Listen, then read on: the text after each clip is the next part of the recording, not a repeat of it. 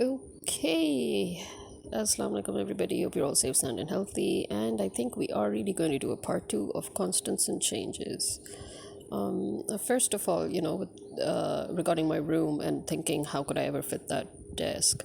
It's strange because actually my room now has even lesser, or should I say, more narrower, smaller, taller stuff. For example, not only did the desk leave my room, the bookshelf also left my room, and replacing the bookshelf is an armchair with a small side table. And actually the side table is built in such a way, I made the carpenter make it in such a way that beneath it there is space to house books. Then my bed also, actually my room's main furnishing was all given to my nephew in his room. So my bed, my desk, my bookshelf, so the bed that I got made, it actually has only one side table instead of two, and it's a floating side table come bookshelf again, so there are books in there too. And then I got the carpenter to make floating or wall mounted shelves again. So three of those shelves have decoration pieces and all, and three of them above my bed, they have books again. And then there's this really narrow space on the wall, one of the corner, you can say that there's a corner. So one of the wall corners, that has a narrow 5-tier bookshelf. So basically it's vertical, it's not horizontal. So the whole it has taken up the space vertically. Yeah, so that too is the bookshelf. So I mean, if you look at it this way, I should actually have ample room to put a desk in again. But somehow, weirdly enough, I feel as if no, there's no space.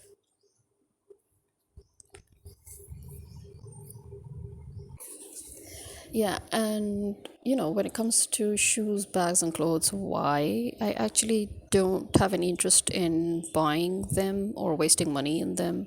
Well, first of all, to me, they are something we need as opposed to what we want. Secondly, I find it very tedious to hold a bag. I swear, I hate having to hold a bag. I really wish that we have, some sort of a system like how men do, in which we can just grab our phones, put them in a pocket, and that's it. Keys in one pocket, wallet in the other, mobile in the other, and that's it.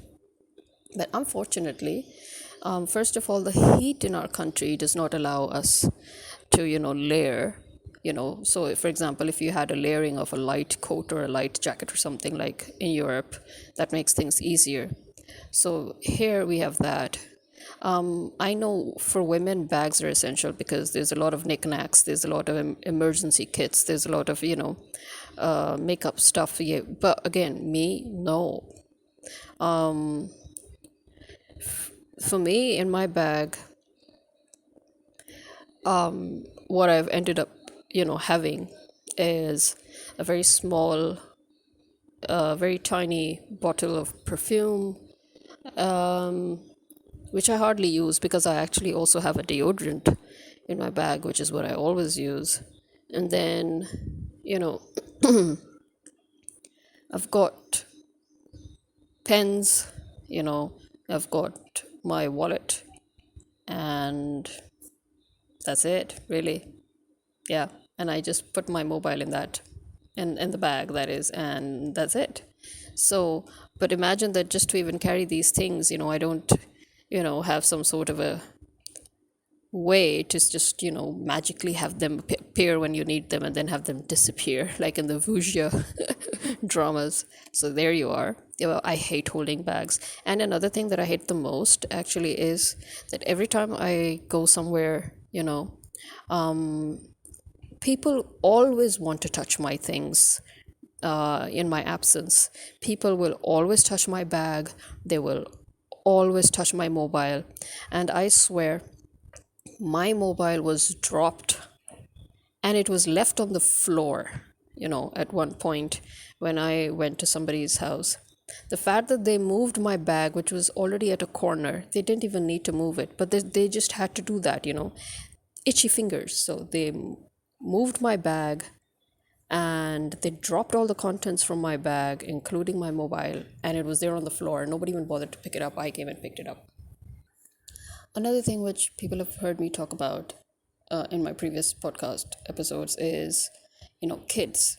The fact that parents seem to think that whenever they go to somebody's house, they should just let their kids do whatever it is that they want to.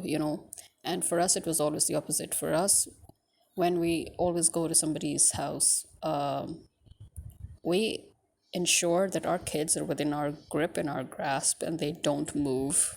They don't touch things. They don't climb over sofas and all. If they dare do that, even if we had to, slap them in front of everybody, we would. That's discipline, teaching kids right from the start that they should use their eyes and their brains instead of their hands. That they should learn to respect other people's space and they should learn to keep their hands to themselves, which people don't teach their kids. And it's amazing. I feel as if it's only in our house that people seem to think that they should allow their kids to just go loose like wild animals. As I've said before, the amount of things that have been damaged or broken in our house has always been by other people and their kids. Yeah, because I've noticed that even the adults, they have this disease in them in our country where whenever they go to somebody else's house, they just have to touch everything. I don't know what's wrong with the people here in this country, but they just have to touch everything. They wouldn't like you to touch their things if you go to their house. Yeah, note that. But they have to touch everything when they go to other people's homes. And I just loathe that. That's a constant. In fact, that is something that, gradually became a pet peeve after so many years of, enduring such mannerless and unethical people. I swear, I do actually confidential and private classes on social mannerisms and etiquette. This is something I really feel our people need to learn. In fact, one of the things that I actually also absolutely cannot tolerate now, which I've noticed, I think this is a change because, when we were young, we would wear our mother's heels and we would literally run in them, I know I have run in them. And then, even as a young adult, I've worn heels, not on a regular basis, but just sometimes. But I've always been comfortable in them. I've been able to walk really fast in them. I've been able to even run if I had to. But for quite some years now, for a little over 10 years, I've noticed I cannot stand the things now. I feel like I can't even stand on them. Maybe it's the quality of the heels that are no longer good. You feel as if your feet are wobbling. So I have that problem that I just don't feel steady on my feet when I wear heels. Kitten heels are okay, but still, sometimes, even kitten heels, I'm sure that's due to the quality. But most of my shoes, I've kept them, between kitten and just normal heels. That's it. I have one pair of shoes that I really, really love, and they were the espadrilles. So the ones with the really long straps that you strap around your leg and tie it up. And it had pencil heels. I really loved it, but the truth is I hardly ever got to wear it once or twice. And it was good quality heel, this much I can tell you, because I hardly ever wobbled in those heels. Yeah, pretty good. But other than that, I just cannot stand now, even on heels. I don't know who else is. I mean, I'm sure many people, in fact, I've talked to many ladies and young women now who have the same problem. As you know, when you're a working woman, when we work, when we have jobs, to be honest, heels are the last thing we want around us. We want, sure footing. And that's why we're practical women are always going for flats. I know there are a lot of women who have jobs and they wear heels because they essentially seem to have, gained that whole, environment where everybody seems to think women needs to wear heels. But thankfully, wherever I've worked, nobody has even dared to, I mean, in fact, no, we've never had that environment. I've been pretty lucky. Um, you know, I think everybody is. I think it's just that women mostly seem to have that, thing that, okay, no, we have to wear heels and all. But yeah, no, I'm always on flats. And there's so many beautiful varieties of flats. So, and wedges. Yeah, wedges, decent sized heels, mainly flats, because when you're teaching and you have to climb all those stairs up and down and up and down, yeah, I prefer to just wear flats. Similarly, as I said, this is one constant in my life where I just don't wear makeup. And you know I never, I mean, contrary to other women, I'm not confident when I wear makeup. Actually, I'm more confident barefaced. So, and if I do apply makeup, I would do it in a very natural way. So I shouldn't, it should be natural makeup. It shouldn't be, makeup that's standing out. I don't cake up my face and put a mask on. By a mask on, I mean that essentially we women, when we apply makeup, it's like putting on a mask. So yeah, I don't do that really. But that's not saying that I don't like it, as I said before. I think women are wonderful in whatever it is that they manage to do with their makeup. It's just that I can't and don't. I'm actually very good at makeup. In fact, I've noticed people who seem to be very good at makeup, they are terrible when it comes to doing my makeup. They make me look exactly as if I've got, the old Chinese opera where you have these really white masked, white caked up faces and you've got these bold makeup on. Yeah, that's how I feel. And in fact, I'm not the only one. Many people also react sort of, to makeup that's done on me by other people. They're like, what happened to your face? What did they do to your face? And I don't know why, because I think it's if anybody knows anything about makeup, they would know that there are certain faces in which you don't put bold makeup. In fact, you enhance the natural lines of the face, because there are some faces that don't need contouring. For example, there are some faces that don't need bold makeup. They just need their features to be enhanced. And that's why people love my mother's makeup, because actually I do her makeup. So I don't do my makeup, but I do my mom's makeup whenever we have to go to a function or a wedding or something. Yeah. So that's a constant in my life. No makeup except for eyeliner, and during weddings, light makeup. And yeah, another thing that's weird is that, yeah, I think I mentioned this, I don't know. I love bangles and I love traditional things and traditional jewelry, but guess what? Never wore them. I don't know why. I love bangles, but I've never worn them.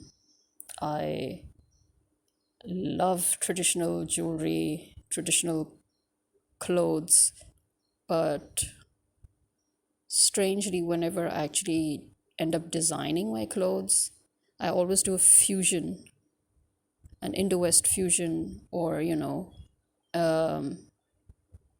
an old versus new fusion.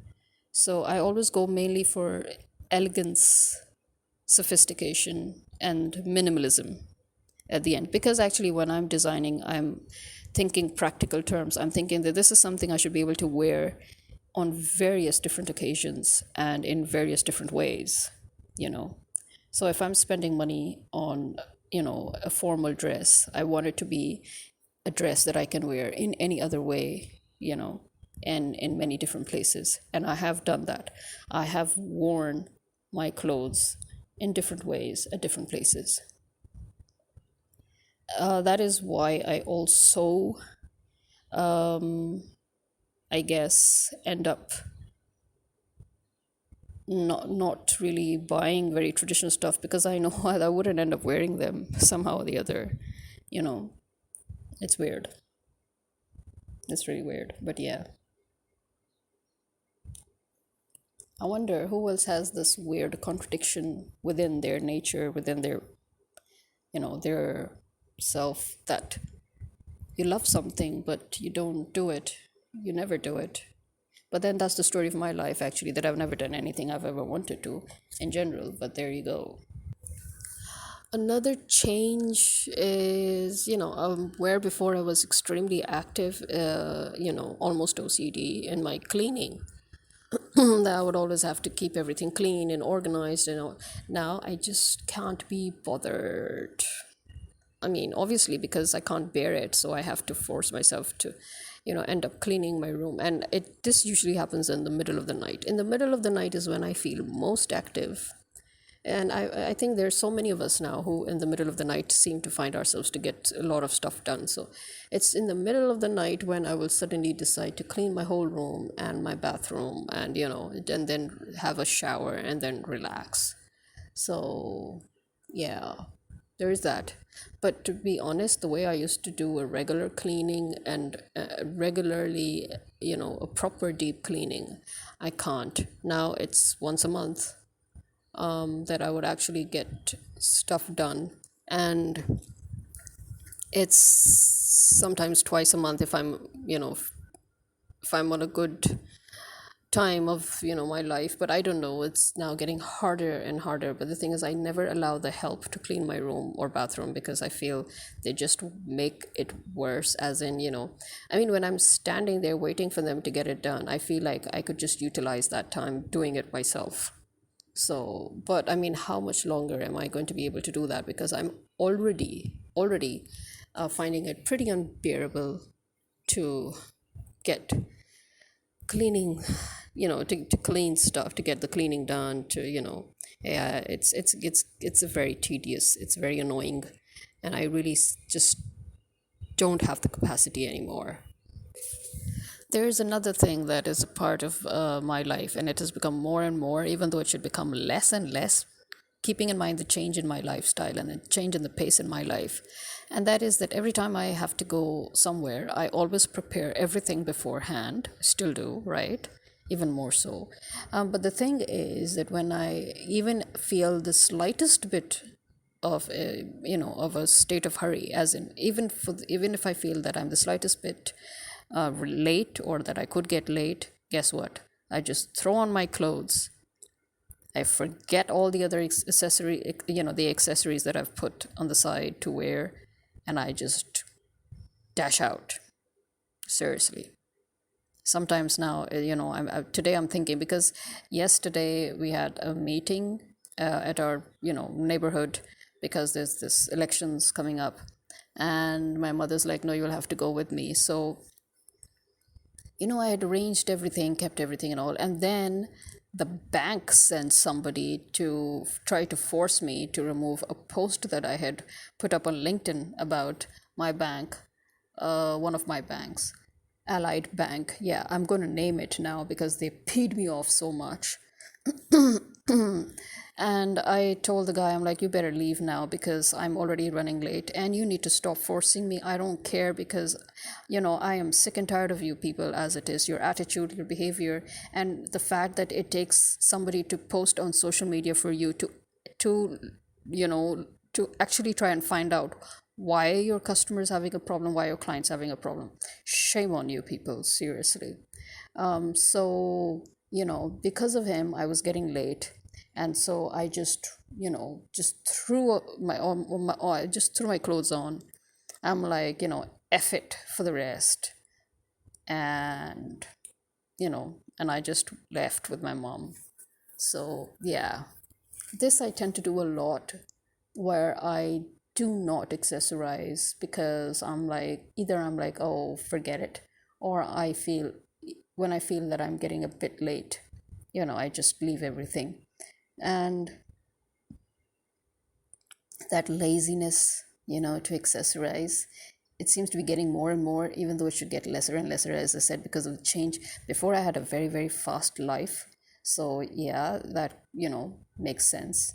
And in fact, even when I had a very, very fast life, I still managed to, accessorize a bit. But now, when I should be able to do more, I'm like, oh, just F it, you know. And especially when because it's getting hot nowadays again. So the heat before I never cared about the heat, but now the heat, yeah, it pees me off big time. I just don't feel like doing anything. I don't feel like putting on anything. I don't feel like getting ready. You know, I just don't feel like doing, wearing anything that could make me uncomfortable. And I just don't feel like going out, you know, in the heat. It's very annoying now because it's, as I said, it's not just the heat, it's the humidity, and that is really getting to me.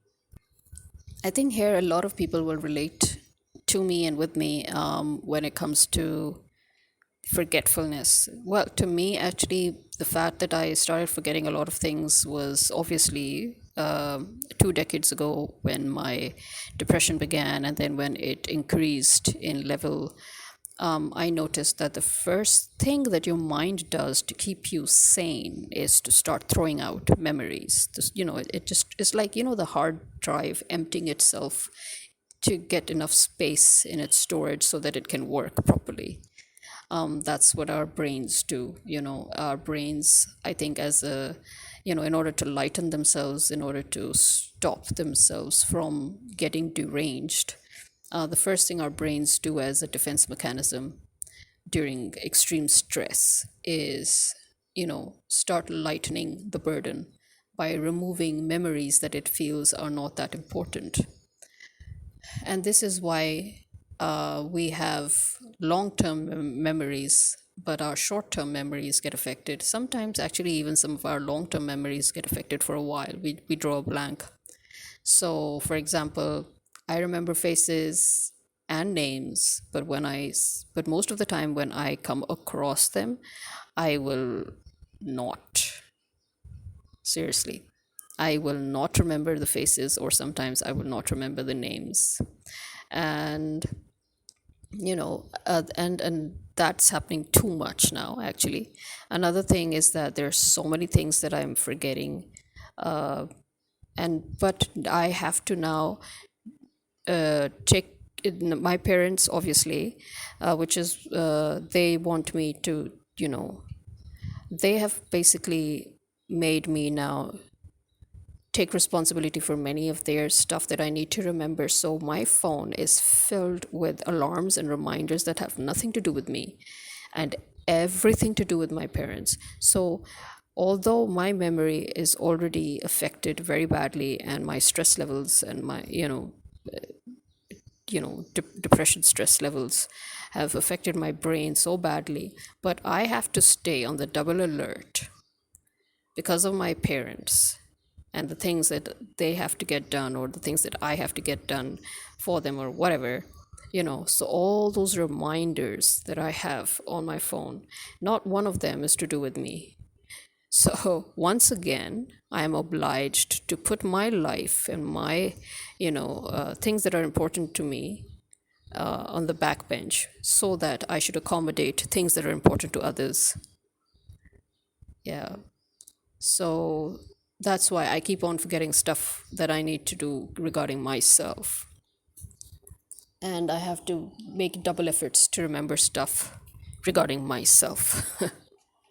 Yeah, but my memories is, and when I hear my parents talk about their memories, oh, I'm in my mind, actually, sometimes, yeah, that's another thing. I've become very, very, very, I get very peed off, but I'm still always enduring it, and I'm still trying to control myself. But I get really angry at people who always talk about how they're going through a lot of tough times in life, because to me, people have lived their lives the way they wanted to. So they have no right to complain. I think people like me, who have never been allowed to live our lives, who are just trapped by always, accommodating to other people, and by accommodating other people's lives, and by acting as if our lives are not important, and our lives don't matter, and our time doesn't matter, and and that we don't exist. I think people like us, I think if we complain, it actually makes sense, and we don't. So when people who go about their daily lives, who have lived their lives the way they wanted to, who have gotten the most out of their lives, when they talk about depression, and when they talk about, oh, how they feel so, that how life has done, their stress in life and all. I'm like, listen, who do you think you're talking to? Seriously, that's sheer hypocrisy. To me, that is hypocrisy. And that is ungratefulness. To me, that is ungratefulness. Yes. Another change that has now become a constant in my life is me getting annoyed by hypocritical cliches. Yeah, I just hate people who come and give me these cliched statements. They think they're trying to comfort me. They're actually paying me off even more. They're hurting me even more. So despite the fact that I very bluntly tell them before they even begin, I very bluntly tell them that I hate such kind of people, and it shows how people are, how selfish people are, how inconsiderate people are, and how they do not listen. That you have literally very bluntly, boldly told them that you hate people who do these things, and then after 2 minutes they do the exact same thing. Yeah. So I also hate people who pass judgments on others, because I have never judged anybody in my entire life, despite the fact that I would think that I will probably am in a better position to judge people by the way people have behaved around me and with me. But I still have never judged people. But I've seen that people are very quick to judge, and usually wrongly. They're very, very wrong in their judgments of other people. But they say it with such validity and with such, confidence. So I just ask them, I'm like, do you know them? Do you actually know them? Have you lived with them? So yeah, I just hate, I just hate people who have, you know, because I think that that says a lot about character. In Islam, actually, this is something that is heavily disliked. It is one of the sins that you commit when you talk about others behind their back and you pass judgments. Uh, so that in Islam, that is likened to a man eating his own brother's flesh. Yeah, that's the intensity of the sin of backbiting.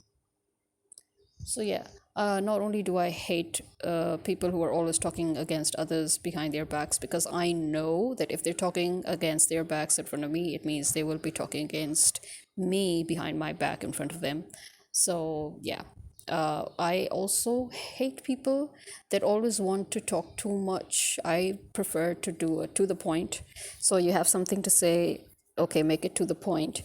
I do not like people who keep on doing meetings and meetings. To me, in Pakistan, it seems people have nothing else to do but meetings. And it's a miracle anything gets done, because, in my experience with such people, every time there's meetings and meetings and meetings, it means you've just wasted your time. So I do not deal with people who want to have meetings with me.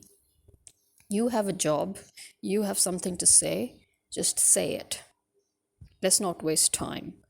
So yeah, I've become more and more to, yeah, before, I mean, where I would tolerate people and just let them do their thing. Now I just tell them. Now, in fact, I stop them, and I'm like, you know what, just tell me whatever it is and let's be done with it. I don't have time. And it's amazing how people still don't. They still keep on rambling and rambling and rambling, and you're like, and you're in that position where you're thinking, should I be rude and tell them to shut up, or should I just endure it again? So yeah, this is you know a lot of it are the things I've talked about as pet peeves. But I mean, the thing is that, pet peeves rise from something that you keep on and on enduring or tolerating, and then it comes to a point where you just can't. So there's that. Yeah. Oh, and as I said, I think this is also something I've mentioned in one of my previous episodes. But yeah, this is something that has become more and more of a constant. I do not like to entertain people anymore. To me, it's now becoming, it's very annoying if I have to entertain guests, as in, when people have this thing that, oh, let's do a one dish, oh, let's do a gathering, oh, let's do a dinner party. Yeah, no, no. And I start resenting actually the person who does that, because at the end, I'm the one who has to, okay, so one person in the house will cook, but I'm the one who will lay the table. I'm the one who will then clear the table. I'm the one who will take care to see that kids that people bring, which again, that's another thing. I feel that people should know that if you're, that there are, that you should look, if you have decided that, you should do a rotation, for example, every month, family members do a rotation and all. I think that, kids should be removed from the equation. I don't know, but that's what I think. Although I know that this people might say, then what's the point? Because the family is the only place where people can bring their children, and everybody gets together. But I don't know. I feel like in our house, if somebody wants to come and gather, then it should be an adults only especially because I don't go anywhere, and I'm an adult, by the way. But whenever my parents go to all of these family gatherings and all, I don't go. So I feel that it should be at least this much etiquette people should have in their minds, that okay, here it should be an adults only thing. Let's keep things civil. Because the one thing I cannot tolerate anymore are kids. I couldn't even tolerate my own sister's kids because I had to bring them up. So imagine now, because I had to be a mother to my sister's kids while she became the aunt. I have this aversion now to kids. I literally cannot bear kids, especially the kids nowadays. As I said, the way parents just let them loose like wild animals, and they go around touching and breaking things. And the worst part is that, they bring their nannies over thinking that that's going to help, but it's their nannies that actually make things worse, because the nannies are never looking at the kids, or the nannies are themselves too busy breaking stuff. So that really pees me off, really. And because there's I don't know. Well, anyway, so I feel that such, occasions should be adults only. I mean, especially keeping in mind, people should see that, okay, in this house, maybe we should do adults only. In the other houses where we already, all of us have kids, let's get the kids together. Something like that.